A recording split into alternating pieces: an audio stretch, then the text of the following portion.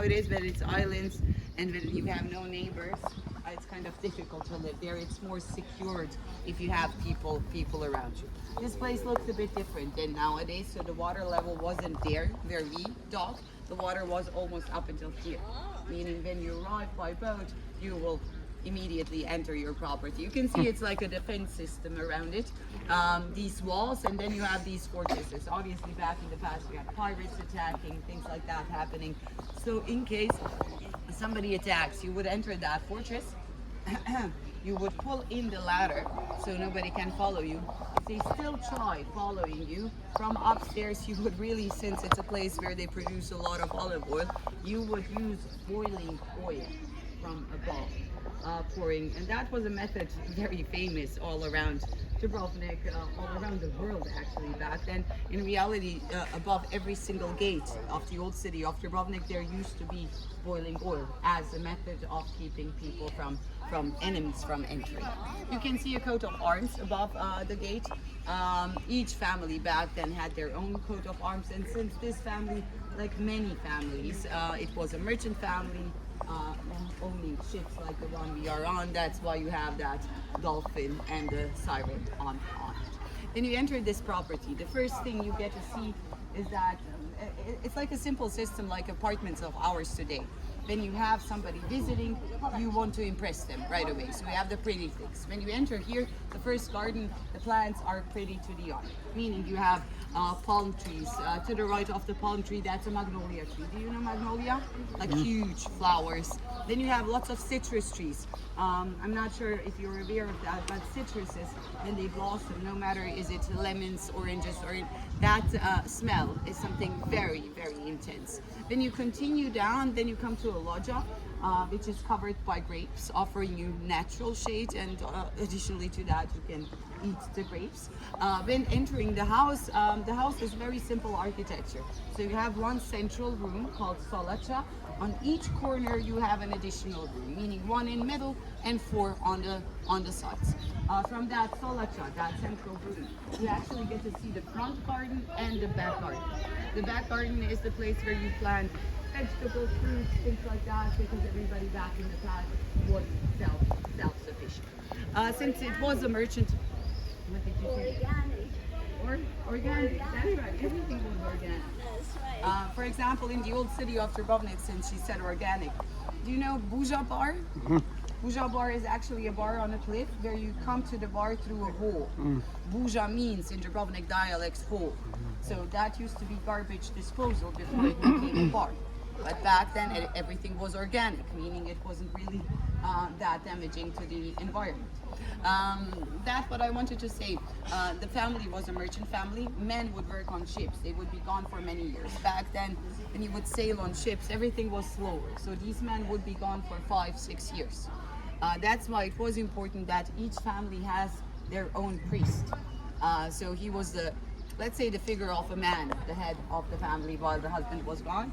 And additionally to that, he would be the teacher for the kids. His residence was this small house in the corner upstairs. And imagine how wealthy these people were. They even had their own chapel back in the back to the left. Keep in mind, this is only summer vacation setting, meaning they had their primary home in the old city of Dubrovnik. Nowadays, it's interesting, there is one family living inside and owning this. I do have to say, first of all, buying something like this, it's very expensive because this is kind of very bubbles, pores inside, and that's why it's used. It never flattens while grinding the olives, meaning even it wears off, it's still capable of grinding. It was expensive because you had to transport it in this big chunk in one piece to Dubrovnik. The process of making olive oil, you would take this, grind the olives with the pits inside for, let's say, about 4 hours of time, and then when you have that paste, you fill like bags, like fishnet bags, but much thicker than fishnets. That's these containers you stack over each other, and the first oil that comes out by itself, that's the one we call nowadays extra virgin olive oil. Think about the name, extra virgin. Can a virgin be more virgin than a virgin?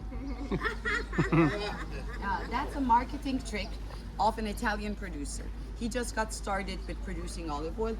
Everybody called that first quality of oil virgin olive oil, and he wanted to get customers, so he added the word extra, extra virgin olive oil. All producers of olive oil are aware of that, but that's just how it stayed, and all of us, of course, still call the virgin. They just find the rocks inside it.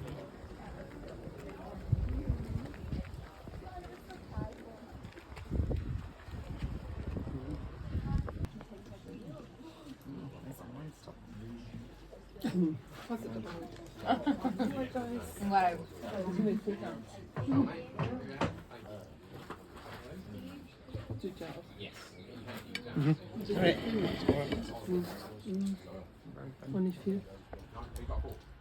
Love.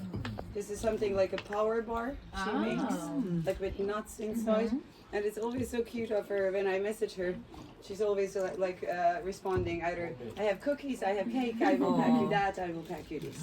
I really hope you will enjoy it. Antonia will now tell you about everything. You will go back on your own. Napa Valley to California, that they bring it with them so that it is like the same wine, the same grape. Plavac Mali, Zinfandel and Primitivo in Italy, that those are actually the same grapes. We here, since it's a... So this is in the winery, got their own tomato plants. Back to the boat.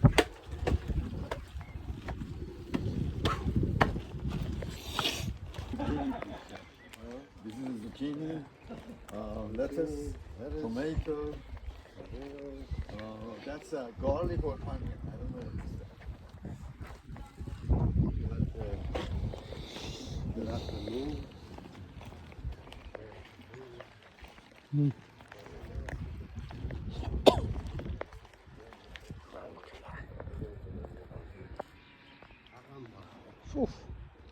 Wow, what is that? Let's see.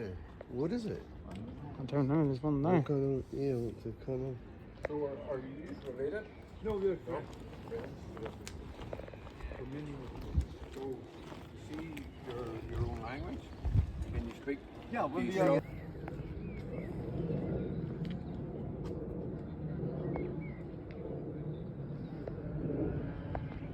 Let's go, Sean.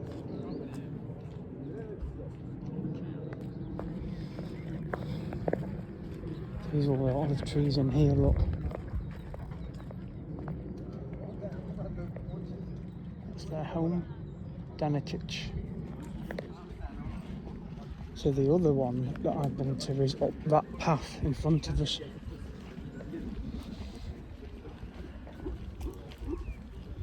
Because you can get up there to a church that's being renovated. Let's go. Danicic. I've been up to that winery up there. I don't think he does it anymore. We'll head back to the ship, which is down there, look where those towers are.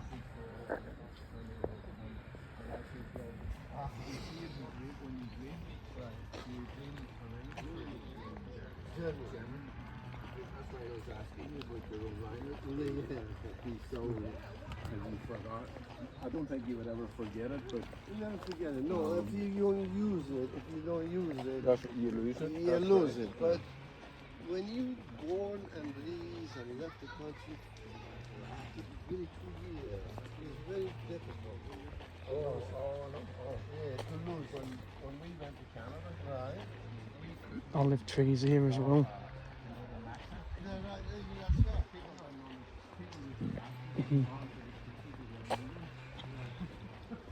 I know.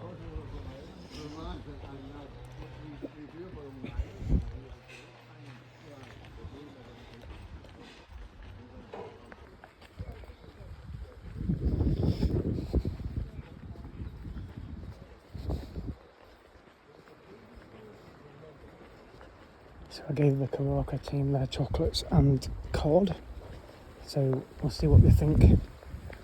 But they've said it's okay for me to stay on board when we dock back in Dubrovnik, so I'll be going round with them to the old town. So there's some more vines.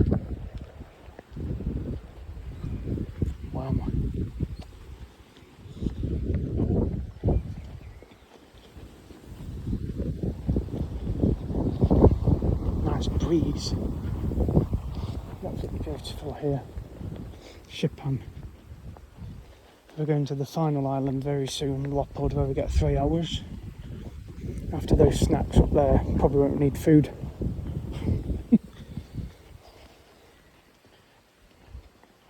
Because we have quite a bit of bread and cheese, so it does fill you up, to be fair. So I might not need anything. I might just get a sandwich or something and just eat it rather than go to a restaurant and pay a load of money. Be a lot cheaper.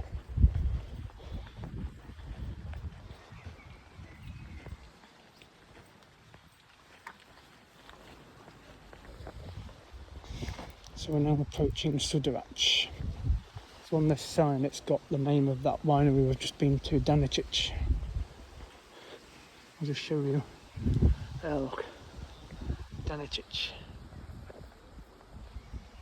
Up that path up there.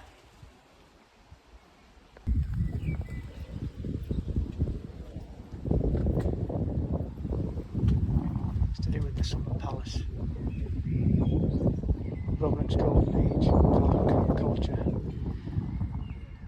Dubrovnik's developed 1516, Summer Palace in the Dubrovnik region. That's what that lady was saying on the guide earlier. So that's what she was talking about. So we head down here and we'll get to Sudarach. Head back to Karaka.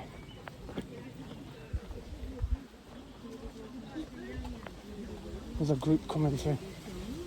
And a cat round the back of this bike.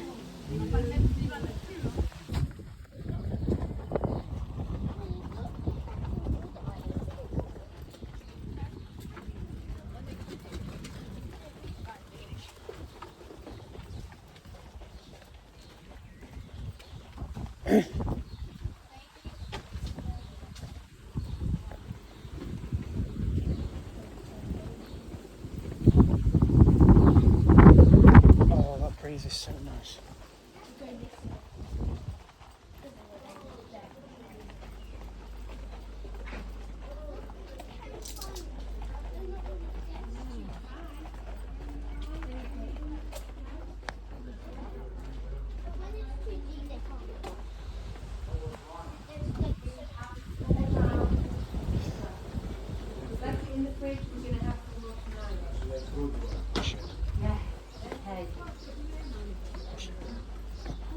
Posip and Dingach, Avot Mori.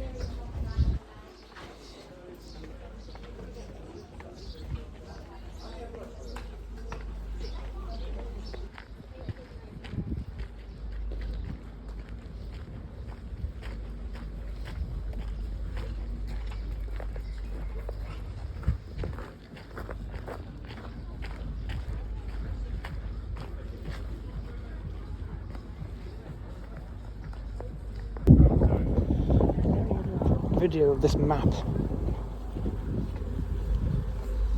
Just hear about this car.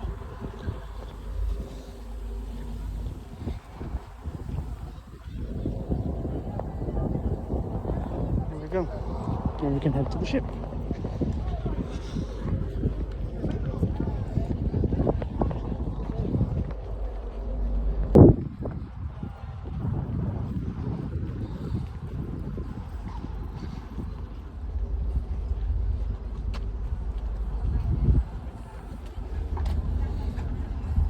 And over there to Lopod.